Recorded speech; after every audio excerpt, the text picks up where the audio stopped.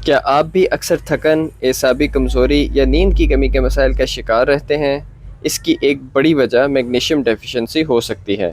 आज की इस वीडियो में हम आपको बताएंगे कि मैग्नीशियम की क्या इम्पोर्टेंस है, इसकी डेफिशिएंसी की क्या वजूहात हो सकती हैं और इसकी डेफिशिएंसी को कुदरती तरीक़ों से कैसे पूरा किया जा सकता है।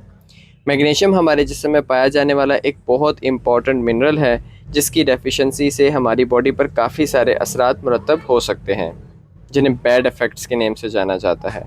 लेकिन इसकी कमी को अक्सर औक़ात इग्नोर कर दिया जाता है। आइए हम सबसे पहले ये समझ लेते हैं कि मैग्नीशियम क्या है और ये हमारी बॉडी के लिए कितना इम्पॉर्टेंट है। मैग्नीशियम एक बहुत ही अहम मिनरल है जो कि हमारी बॉडी में 300 से ज़्यादा केमिकल रिएक्शन में पार्टिसिपेट करता है।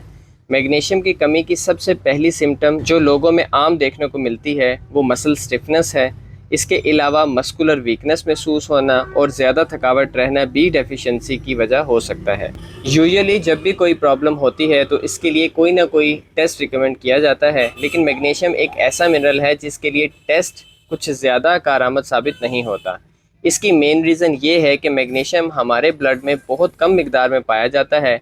ये ज़्यादातर हमारी बोन्स के अंदर और मसल्स के अंदर डिपॉज़िट होता है, जिसकी वजह से खून के अंदर इसकी कमी को पता लगाना बहुत ही मुश्किल होता है।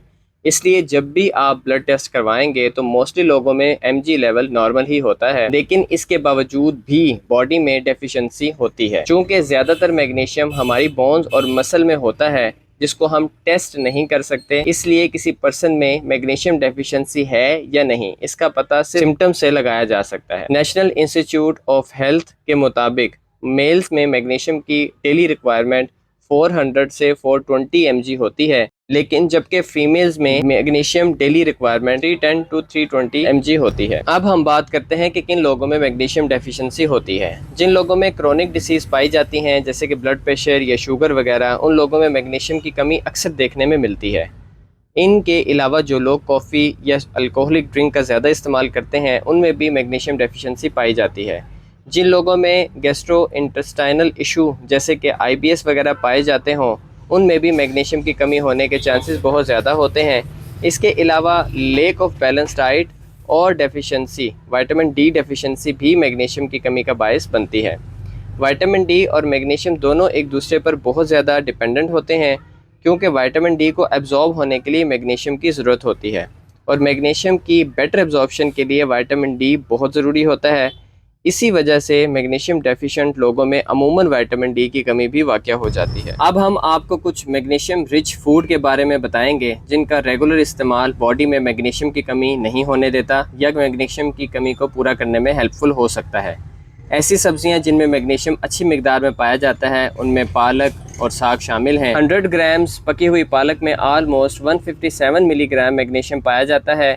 इसके अलावा 28 ग्राम बादामों में 80 मिलीग्राम मैग्नीशियम पाया जाता है, जबकि 28 ग्राम कद्दू के बीजों में 150 मिलीग्राम मैग्नीशियम पाया जाता है। एक मीडियम साइज़ के केले में 32 मिलीग्राम मैग्नीशियम होता है। 100 ग्राम पकी हुई दालें हों तो उनमें 50 मिलीग्राम तक मैग्नीशियम होता है।